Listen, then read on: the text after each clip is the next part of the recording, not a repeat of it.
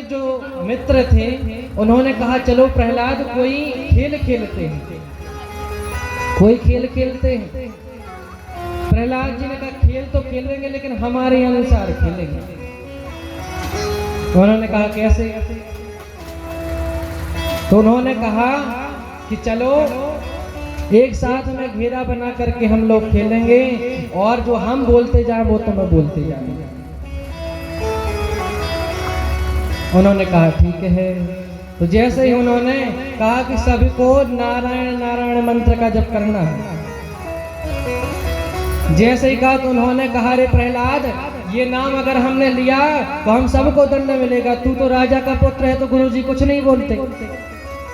अगर हमने लिया तो ना गुरुजी छोड़ेंगे और ना तेरे पिताजी छोड़ेंगे।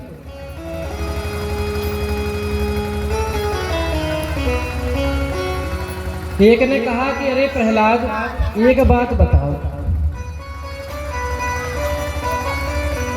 भाई, जैसे जिसके माता पिता भक्त हों तो उसके बालक का तो भक्त होना स्वाभाविक है, लेकिन प्रहलाद तुम्हारे पिताजी तो नारायण को शत्रु समझते हैं, फिर तुम इतने बड़े भक्त कैसे हो गए कि पिताजी की बात को न मान करके 24 घंटे उन्हीं का भजन करते हैं। प्रहलाद जी ने कहा कि एक समय की बात है जब हमारा जन्म नहीं हुआ था, जैसे हमारे पिताजी तपस्या के लिए गए तो उसके पीछे ही देवराज इंद्र हमारी माता को जो है लेकर के जाने लगा था। जब माता जी को ले जाने लगा तो बीच में नारद जी आ गए। नारद जी ने इंद्र को रोका, करे देवराज जब हिरण्यकश्यप घर पर नहीं है तुम कहां लेकर के जा रहे हो?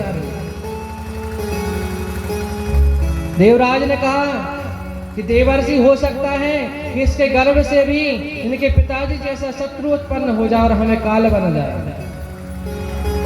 नारद जी ने कहा हिरण्यकश्यप ये तो गलत है। देवराज से कहा ये तो गलत है, और नारद जी ने इंद्र को वापस भेज दिया और कयाधु को ले जाकर के अपने आश्रम में ले गए। जब आश्रम में ले गए तो जब से कयाधु ने उस आश्रम में प्रवेश